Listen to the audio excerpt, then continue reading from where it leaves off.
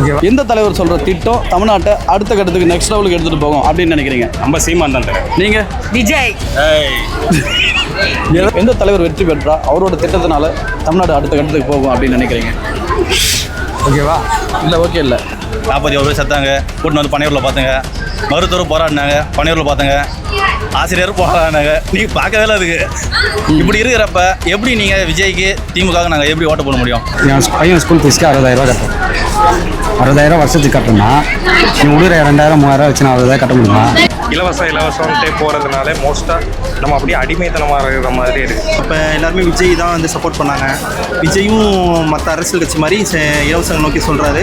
தரமான கல்வி, தரமான தண்ணி, தரமான மருத்துவமனை. இப்போ ஆலங்குளத்தில் துப்பாக்கி சூடு வந்துச்சு. இது வரைக்கும் எந்த அறிவிக்கை யாருமே கொடுக்கலையே. அங்கே முதல்ல போய் நின்னது நாம் தமிழர் கட்சி அண்ணன். உங்களுக்கும் எனக்கும் சேர்த்து தான் பேசுகிறாரு. நாளைக்கு மலையை குறைஞ்சிட்டு நான் டூர் வரல, எதுவுமே நான் ஏரிக்கா ஃபுல்லாக பிளாட்டை போட்டு விட்டுறாங்க. தண்ணி எங்கே போகிறதுன்னு தெரியாமல் ஃபுல்லாக தான் வருது. ஸோ ஃபியூச்சரில் நீங்கள் கேஸ் எதாவது வேணும்னா இதுக்கப்புறம் மிச்சம் மீது தடுக்கணும்னா சீமானம் தான் நல்லாயிருக்கும். தமிழ்நாட்டை வந்து பின்னோக்கி கூட்டு போகிறதுன்னு ஒரு சிலர் விமர்சனம் பண்ணுறாங்கல்ல, மறுபடியும் விவசாயம் ஆடு மாடு அப்படின்னு. அப்போ சாப்பாட்டுக்கு எங்கன்னா போவாங்க. இப்போ வெனிசுலா மாரி அடிமைப்பட்டு தான் கிடக்கணும், காசாக சாப்பிட முடியும். இப்போ எல்லாத்தையும் தூக்கி போட்டு நடு ரோட்டில் வந்தாங்க. அந்த விஜய் வந்து சூப்பர் ஹீரோ, அதை மறந்துட்டு ஒரு சராசரி இளைஞனா இந்த தமிழ்நாடு ஒரு வளர்ச்சியை நோக்கி போகணும் அப்படின்ற சிந்தனையில் சொல்லுங்க. இலவசம் வேணுமா வேணாமா? இலவசம் வேணாம் ப்ரோ. எல்லா தலைவர்களும் போதுமான அளவுக்கு அவங்களுடைய திட்டங்கள்லாம் அறிவிச்சிட்டாங்கன்னு நினைக்கிறேன் வர தேர்தலுக்கு. இதில் எந்த தலைவர் சொல்கிற திட்டம் நம்ம தமிழ்நாட்டை அடுத்த கட்டத்துக்கு எடுத்துகிட்டு போகும்னு நினைக்கிறீங்க? அந்த தலைவர் வெற்றி பெற்றா? அதாவது என்னென்னா, இப்போ எல்லா தலைவர்களுமே வந்து இலவசங்கிற பேரில் தான் எல்லாத்தையும் அறிவிச்சிருக்காங்க. ஆனால் இலவசங்கிறது மக்களை வந்து மீண்டும் மீண்டும் ஒரு வந்து இலவசத்தை நம்பி மக்கள் அவங்களுக்கு ஓட்டு போட்டு இன்னும் தமிழ்நாடு வந்து சீரழிஞ்சிட்டு தான் இருக்குது. நம்ம வந்து இலவசம் இல்லாமல் நம்ம நல்ல திட்டங்கள், கல்வி, நல்ல கல்வி, நல்ல மருத்துவம், ஒரு ஹாஸ்பிட்டலில் போதுமான மருத்துவர்கள் இல்லை, ஒரு பள்ளிக்கூடத்தில் சரியான வகுப்பறைகள் இல்லை, கழிவறைகள் இல்லை, டீச்சர்ஸ் இல்லை, ஒரு கம்ப்யூட்டர்ஸில் இந்த மாதிரி உபகரணங்கள் எதுவுமே இல்லை. அதை வந்து தரப்படுத்தினாலே இவங்க இலவசமே கொடுக்க வேண்டிய அவசியமே இல்லை. அதனால தான் எந்த கட்சியுமே சரி இலவசங்களை தவிர்த்தா நல்லது. தரமான கல்வி, தரமான இந்த திட்டங்களை யார் கொடுத்தா யார் கொடுக்குற மாதிரி உங்களுக்கு தெரியுது? எனக்கு வந்து இப்போ வந்து சீமான் வந்து எந்த விதமாக இலவசம் எதுவுமே அறிவிக்கலை. இலவசங்களை அறிவிக்காமல் இருந்தது தான் நல்லதுன்னு என்ன சொல்கிறேன். இலவசம் வேணாம். ஆமாம் ஆமாம். எந்த தலைவரோட திட்டம் உங்களுக்கு பிடிச்சதா பார்க்குறீங்க? எந்த தலைவரோட திட்டம், அந்த தலைவர் வெற்றி பெற்றால் இந்த திட்டங்கள் வந்து தமிழ்நாட்டை அடுத்த கட்டத்துக்கு கூட்டு போகும் அப்படின்னு நீங்கள் நினைக்கிறீங்க? நாம் தமிழரான சீமானம். என்ன காரணம்? நல்ல கொள்கை இருக்குது, கோட்பாடு இருக்குது. 3 தான் இலவசம்.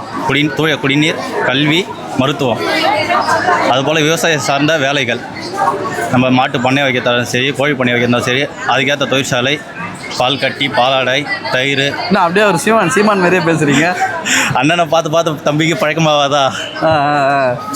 இப்போ இந்த திட்டங்கள்லாம் தமிழ்நாட்டு வளர்ச்சியை நோக்கி கூட்டு போகணும். கண்டிப்பாண்ணே. இது தமிழ்நாட்டை வந்து பின்னோக்கி கூட்டு போகிறதுன்னு ஒரு சிலர் விமர்சனம் பண்ணுறாங்கல்ல, மறுபடியும் விவசாயம் ஆடு மாடு அப்படின்னு.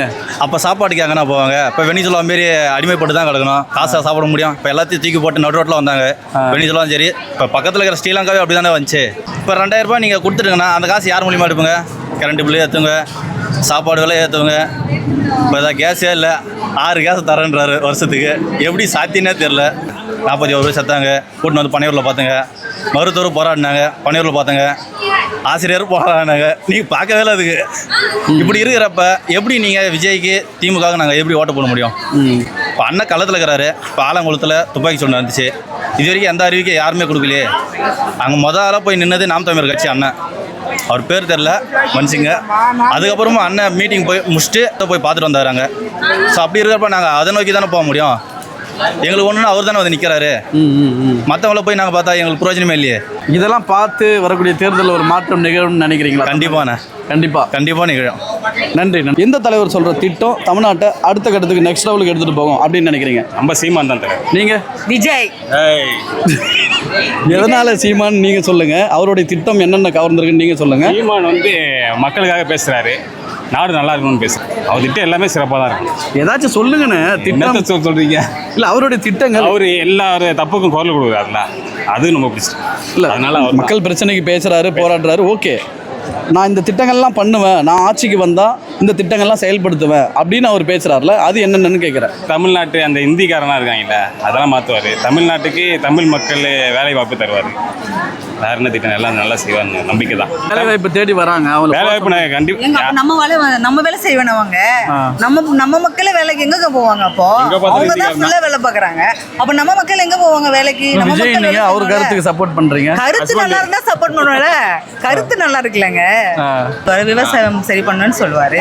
அது ஓகே. அது உங்களை பத்தி அவங்க சொல்றாங்க. அது விவசாயம் ஓகே தானே, நமக்கு அது தேவை தானே. நம்ம சாப்பிடணும்னா விவசாயம் வேணும்ல, அதுவும் ஓகே தான். ஆனா எனக்கு விஜய் வரணும். விஜயோட அவருடைய திட்டங்கள் என்னன்னு உங்களுக்கு கவர்ந்திருக்கு? எனக்கு வந்து விஜய் பிடிக்கும். வேற ஒருத்தர் மாறட்டுமே. நான் அதெல்லாம் கேட்கலக்கா. நான் கேட்கறது மக்களை சிந்திக்க வைக்கணும்னு கேள்வி கேட்கறேன். அவருடைய திட்டங்கள் என்னன்னு உங்களுக்கு பிடிச்சிருக்கு? டாஸ்மார்க், அது அவர் சொல்ற டாஸ்மார்க் எடுப்பேன்றாரு. அவர் எங்க சொல்லியிருக்காரு டாஸ்மார்க் மூடுவோன்னு? சொல்லியிருக்காங்களா? அவங்க சொன்னாங்கல்ல, நாங்க செய்வோம் டாஸ்மார்க்கை மூடுவோம்னு சொல்லியிருக்காரு. இல்லையே, காட்டுங்க. அப்படிங்களா? இவர் சொல்ற சீமான் சொல்லியிருக்காரு, நான் வந்தா ஒரு வருஷத்துல டாஸ்மார்க்கை மூடுவேன் அப்படின்னு சொல்லியிருக்காரு. விஜய் எங்க சொல்லியிருக்காரு? விஜய் எனக்கு அதனால தான் நான் நினைச்சேன். விஜய் பைத்தியம் அது, அதனால தான். அப்படி இல்ல எனக்கு சேதுபதி பிடிக்கும். எனக்கு விஜய் வரணும்னு அரசியல் கொஞ்சம் மாறணும். என்னென்ன மாத்துவாரு அவரு நிறைய என்ன சொல்லியிருக்காரு சரியா கவனிக்கல. இந்த தலைவர் அறிவிச்சிருக்க திட்டம் நல்ல திட்டம்னு பாக்குறீங்க. அந்த திட்டத்தால தமிழகம் ஒரு வளர்ச்சி அடையும் நினைக்கிறீங்க? நான் வந்து சீமான் தான் சொல்கிறேன். ஏன்னு கேட்டிங்கன்னா, என்ன நீங்கள் 2000 வாங்க சரி, 5000 சரி, நீங்கள் 10,000 வச்சு கொடுத்தாலும் சரி, அதில் ஒரு மாதம் நம்ம செலவாகுமா? நம்ம வாங்குகிற சம்பளமே 25,000 30,000 சம்பளம் ஆனாலே ஒரு மாதம் பத்த மாட்டேன். உங்களுக்கு 2,000 அடி பத்தோம். மெயினாக பார்த்தீங்கன்னா என் பையன் ஸ்கூல் ஃபீஸ்க்கு 60,000 கட்டுறேன். 60,000 வருஷத்துக்கு கட்டுறேன்னா நீ விடுற 2,000 3,000 வச்சு நான் 60,000 கட்ட முடியுமா? முடியாது. தரமான கல்வி, தரமான தண்ணி, தரமான மருத்துவமனை. எங்கள் அண்ணனுக்கு ஹார்ட் அட்டாக் ஹாஸ்பிட்டல் நான் போய்ட்டு ஹாஸ்பிட்டல் அட்மிட் பண்ணால் காவேரி ஹாஸ்பிட்டலையும் சரி கிட்டத்தட்ட 2 லட்ச ரூபா ஆயிடுச்சு.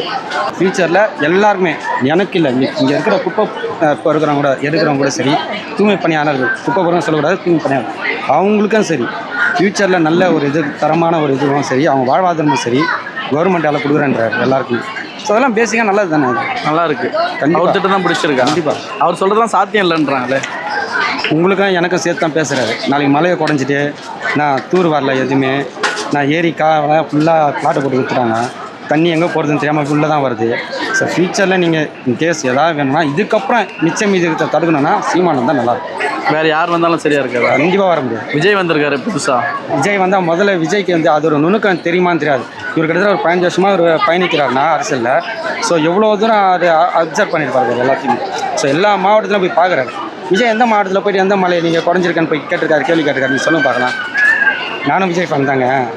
எனக்கு விஜய் படம் எல்லாமே பிடிக்கும். நான் ஃபஸ்ட் நாள் ஃபஸ்ட்டு இது பண்ணுவேன். அவங்க அப்பா வீட்டில் வேலை செஞ்சுருக்கேன் நான். ஸோ எல்லாமே எனக்கும் தெரியும். பட் என்னென்னா அனுபவம்னு ஒன்று இருக்குல்ல, எல்லா அரசியல்வாதிக்கும் அனுபவம் இருக்குது, ஆனால் கொள்ளடிக்கிற அனுபவம் இருக்குது. இவர்கிட்ட மட்டும்தான் வாழ்வாதாரத்தை மக்களையும் மேம்படுத்தணுன்ற ஒரு இது இருக்குல்ல, அது வந்து வேறு எந்த கட்சிக்காரரும் வராது. இப்போ புதுசாக விஜய் வந்தால் செய்வார்னு தான் நான் இல்லைன்னு சொன்னேன். பட் இந்த அளவுக்கு பண்ணுவாரா? இந்த அளவுக்கு வந்து இயற்கை மீதும் மக்கள் மீதும் ஒவ்வொரு எறும்பு ஈனா காக்கா குருவி எல்லாத்துக்கும், ஆடு மாடு நாய் உள்பட எல்லாத்துக்கும் தண்ணி அத்தியாவசியம். அது யார் பேசுவார்? நீங்கள் சொல்லுங்கள். எந்த அரசியல்வாதி பேசுவார்? யாரும் பேசினாங்கன்னா நீங்கள் சொல்லுங்கள், போட்டு காட்டுங்க பேசுகிறேன். பாருங்கள் நீங்களே, நீங்கள் யூடியூபர் தானே, எத்தனை யூடியூப் சேனல் பார்த்துருப்பீங்க, எத்தனை பேரை நீங்கள் எடுத்துருப்பீங்க பேட்டி. சீமானை தவிர வேறு இந்த யாருமே யார் மேலேயும் அக்கறையோடு பேச மாட்டாங்க. இது உண்மைங்க, ரியலி. நன்றி. சொன்னாலும் தவிர்த்துட்டு இப்போ சீமான் வந்து இப்போ கொஞ்சம் நல்லா இது பண்ணுறாரு. விவசாயங்களை தவிர்த்துட்டு மக்களுக்கு முன்னுரிமை கொடுத்து ஓட்டு போடுங்கன்றாரு. அது வரவேற்கத்தக்கதாக இருக்குது. ஏன் இலவசங்கள் வேணாம்? வேலை வாய்ப்புகள் உருவாக்கி கொடுத்தாலுமே எல்லாமே மக்கள் அவங்களே சம்பாரித்து அவங்களே எல்லாம் ஃபுல்ஃபில் பண்ணிப்பாங்க. இலவசங்கன்ற பேரில் மக்களை சோம்பேறியாக்கிட்டு இருக்காங்க. அதுதான். எல்லா கட்சி தலைவர்களும் அவங்களுடைய திட்டங்களை அறிவிச்சிட்டாங்க, பார்த்தீங்களா? இதில் எந்த கட்சி தலைவரோட திட்டம் உங்களை கவர்ந்துருக்கு? இந்த கட்சி தலைவர் வெற்றி பெற்றால் அவருடைய திட்டம் வந்து தமிழ்நாட்டை அடுத்த நிலைமைக்கு கொண்டு போகும், இல்லை ஒரு வளர்ச்சி பாதையை கூப்பிட்டு போகும், ஒரு மாற்றம் உருவாகும் அப்படின்னு நினைக்கிறீங்க? நான் பொறுத்தளவுக்கு எல்லாருமே ஒரே பேசிக்கான கான்செப்ட் தான் வெளியிட்டிருக்காங்க. எல்லாமே ஒரே இருக்குது. இவங்க 1000 தராங்க, 2000 தராங்க. ஒரு பால் தரவே இல்லை. ஒரு ஆள் பெண்களுக்கு ஃப்ரீங்கிறாங்க, 2 பேர் ஆண்களுக்கும் பெண்களுக்கும் ஃப்ரீ தான் சொல்கிறாங்க. மொத்தமாக ஃப்ரீங்கிறாங்க. மோஸ்ட்லி யார் வந்தா இருக்குன்னு நம்ம எல்லாருக்கும் வாய்ப்பு கொடுத்து பார்த்துட்டோம். ஒரு ஆள் ஒரு தடவை வாய்ப்பு கேட்குறாரு. ஸோ தளபதிக்கு வாய்ப்பு கொடுத்து பார்க்கலாம். இல்லை அவரும் அதே இலவசத்தை தானே சொல்கிறாரு. இலவசம் சொல்கிறாரு, இலவசம் சொன்னார். இவங்க அப்புறம் இன்னும் இப்போ இத்தனை வருஷமா அவங்களே அது இலவசம் சொல்லி தானே வர வச்சு ஜெயிச்சு இலவசத்தை அக்செப்ட் பண்ணுறீங்களா வேணான்றீங்களா? அது இலவசம் சொல்ல முடியாது. நம்மளோட டேக்ஸ்லேருந்து வர்றது நம்மளுக்கு மக்கள் கொடுக்குறது மக்கள்கிட்டேருந்து மக்களுக்கு வருது. அது நம்ம இலவசம் சொல்ல முடியாது. இல்லை மக்கள் கொடுக்கறது மக்களுக்கு உழைப்பின் மூலமாக வரணுமா, இல்லை வெறுமனே அப்படியே இந்தாங்க பிடிச்சிங்க அப்படின்னு அப்படி வரணுமா? உழைப்பின் மூலயமா வரலாம். ஆனால் அதுக்கு இல்லை வரலாமா வரணுமா? அது சரியா அந்த விஜய் வந்து சூப்பர் ஹீரோ அதை மறந்துட்டு ஒரு சராசரி இளைஞனா இந்த தமிழ்நாடு ஒரு வளர்ச்சியை நோக்கி போகணும் அப்படின்ற சிந்தனையில் சொல்லுங்க. இலவசம் வேணுமா வேணாமா? இலவசம் வேணாம். ஏன் வேணாம்? ஆமாம், இலவசமான எல்லாமே இலவசமாகிடும். அந்த இலவசத்துக்கு பதிலாக ஒரு மக்களுக்கு அது ஒரு வேலை சம்பளமாக தரலாம். அவங்க அந்த ஃப்ரீ பண்ணுற காசில் வந்து அவங்க ஒரு வேலை கொடுத்து ஒரு இதை பண்ணால் அவங்களுக்கும் ஒரு எலிஜிபிளாக இருக்கும்ல. ஏன்னா இலவசம்னா ஓசியில் போகிறாங்கன்னு சொல்லிடுறாங்கல்ல. அது ஒரு வேலையாக கொடுத்து அந்த வேலை இழப்பாக போயிடுது. தன்மான இழப்பு இல்லை, அது அது அது ஒரு பெனிஃபிட்டே இல்லை, ஒரு பேருன்னு ஆகிடுதுல. இப்போ ஒரு வேலை கொடுத்து சம்பளம் கொடுத்தா அதனால பெனிஃபிட் ஒரு பேர் இல்லை. இப்போ இலவசம்னா அது சும்மா ஓசியில் போகிறாங்கன்னு ஒரு கான்செப்ட் வந்துடுது இல்லை. ஸோ அதனால் அது அந்த காசை ஒரு வேலை கொடுத்து ஒரு சம்பளமாக ஒரு சேலரி போட்டு கொடுக்குறது கொஞ்சம் பெனிஃபிட். அது அப்போ நம்ம அந்த சூப்பர் ஹீரோவை மறந்துட்டு பொதுவான இளைஞனை வச்சா சரியான முடிவு நினைக்கிறேன். நம்ம பார்க்குற கோணத்தை தான் இருக்குது. நம்ம கோணத்தில் பார்க்கணும் எவ்வளோ எப்படினாலும் நம்ம 4-5 கோணத்தில் கூட பார்க்கலாம். நம்ம பார்க்குற முறையில் தான் இருக்குது. அது நல்லதாக பார்த்தா நல்லது, கெட்டதாக பார்த்தா கெட்டது. சரி, இதுக்கப்புறம் சரியானதா நல்லதாக பாருங்கள். நல்ல ஒரு முடிவை தேர்ந்தெடுங்க, நல்ல தலைவரை தேர்ந்தெடுங்க. நன்றி, வணக்கம்.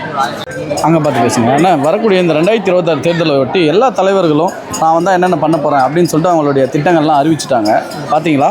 பார்த்துட்டோம். இப்போது இதில் எந்த திட்டம் உங்களுக்கு பிடிச்சிருக்கு, இதில் எந்த தலைவர் வெற்றி பெற்றா அவருடைய திட்டத்தினால தமிழ்நாடு ஒரு வளர்ச்சி நோக்கியோ இல்லை ஒரு புது விதமான அரசியலை நோக்கி போவாங்க அப்படின்னு நினைக்கிறீங்க? இல்லை, இப்போ எல்லாருமே இலவசத்தை நோக்கி போகிறாங்க. அந்த இலவசம் வந்து திருப்பி வந்து நாட்டுக்கு வந்து கரெக்டாக போகுமான்னு தெரியல. ஏன்னா இப்போ எல்லாருமே விஜய் தான் வந்து சப்போர்ட் பண்ணாங்க. விஜயும் மற்ற அரசியல் கட்சி மாதிரி இலவசங்கள் நோக்கி சொல்கிறாரு. பார்ப்போம் எப்படி நடக்குதுன்னு பார்ப்போம் ஃபியூச்சரில். எந்த தலைவர் வந்தால் இல்லை எந்த தலைவரோட திட்டங்களில் இலவசம் இல்லாமல் இருக்கிறதா பார்க்குறீங்க? சீமான் மட்டும் தான் இலவசம் தரமாட்டேன்னு சொல்லியிருக்காரு. சீமான் மட்டும் தான் வந்து நல்ல திட்டங்கள் சொல்லியிருக்காரு. ஏன் அவர் என்ன நல்ல திட்டங்கள் சொல்கிறாரு? அவர் இலவசங்கள்லாம் தரமாட்டேன்னு சொல்லியிருக்காரு. மற்ற எல்லாரும் குடிநீர் இலவசம், கல்வி இலவசம், மருத்துவம், அது வந்து அடிப்படை தேவை தானே. மற்றவங்களாம் இப்போ வந்து இந்த 2000 தரேன், கூப்பன் தரேன், அந்த மாதிரி எல்லாருமே சொல்கிறாங்க.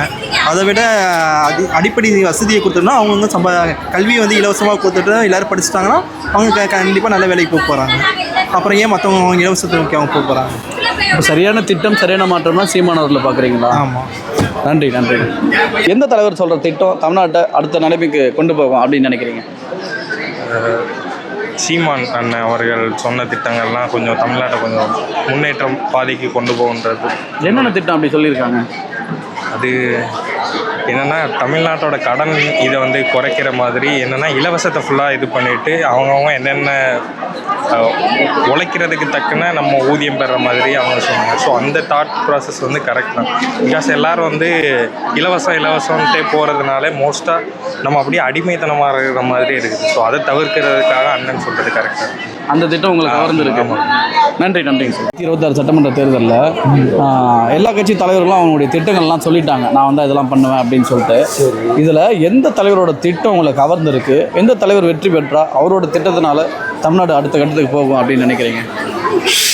ஓகேவா? இல்லை ஓகே இல்லை. விசில் எதனால்? என்ன திட்டம் உங்களுக்கு எனக்கு பிடிக்குது? அதான் என்னென்ன திட்டம் வரட்டும் வந்தால் எப்படி சொல்கிறது, நடைமுறை எப்படி சொல்கிறது, இந்த எவ்வளோ அரசியலாக பார்த்துட்டோம். புதுசாக ஒருத்தர் வர அதுதான் அதுக்கு தான் நான் உங்களை சிந்திக்க வைக்கிற மாதிரி ஒரு கேள்வி கேட்குறேன். என்னென்ன திட்டங்கள் பிடிச்சிருக்கு அப்படின்னு சொல்லிட்டு நம்ம திட்டங்களை வச்சு தான் தலைவரை தேர்ந்தெடுக்கணும். வெறுமனே ஒரு வராருன்னு புதுசாக எடுத்து கொடுத்துடக்கூடாது. அவர் சொல்கிற திட்டங்கள் என்னென்ன? எனக்கு அது சொல்ல தெரியல ப்ரோ. எனக்கு அவர் பிடிக்கும். இல்லை பிடிக்கும், சினிமாவில் எனக்கும் பிடிக்கணும். அது சினிமாவில் நான் ரசிக்கிறேன். ஆனால் அரசியல்னு வந்துட்டால் நான் என்ன பண்ணுறேன், விஜய் அவர் என்ன அரசியல் பேசுகிறாரு, என்ன திட்டங்களை சொல்கிறாரு, மக்களுக்கு ஒரு பிரச்சனைனா வந்து போராடுறாரா, பேசுகிறாரா, இதெல்லாம் பார்த்து தான் நான் விஜய் அவர்களை தேர்ந்தெடுப்பேன். அந்த மாதிரி நீங்களும் தேர்ந்தெடுக்கணும்னு நினைக்கிறேன். சரிங்களா? வெறுமனே சினிமாவை மட்டும் வச்சு தேர்ந்தெடுக்காதீங்க. போகும்போது யோசிச்சுட்டே போங்க. நான் சினிமா வந்து நான் வச்சு தேர்ந்தெடுக்கல ப்ரோ. அவர் நிறைய பண்ணியிருக்காரு, மக்கள் நிறைய பண்ணியிருக்காரு. அது எப்படி சொல்லுதுன்னா அது வெளியே சொல்ல அவர். எனக்கு அதை சொல்ல தெரியல. எனக்கு அந்த மாதிரி எனக்கு இது தெரியல. ஆனால் எனக்கு அவரை பிடிக்கும், அவ்வளோதான். இந்த 3 வருஷத்தில் என்னென்ன பண்ணியிருக்காரு? நிறைய பண்ணியிருக்காரு. சரி சொல்லுங்க. அதான் ப்ரோ எனக்கு தெரியல ப்ரோ, நான் மறந்துட்டேன் ப்ரோ. இப்போ திடீர்னு கேட்கும் போது எனக்கு சொல்ல தெரியல. சரி, பண்ணியிருக்கிறது நல்ல திட்டங்கள் யார் வேணாலும் பண்ணலாம். ஆமாம். அதை தாண்டி அவங்க செயல் திட்டங்கள் என்னென்னு பாருங்க. சரி ஓகே. நன்றி.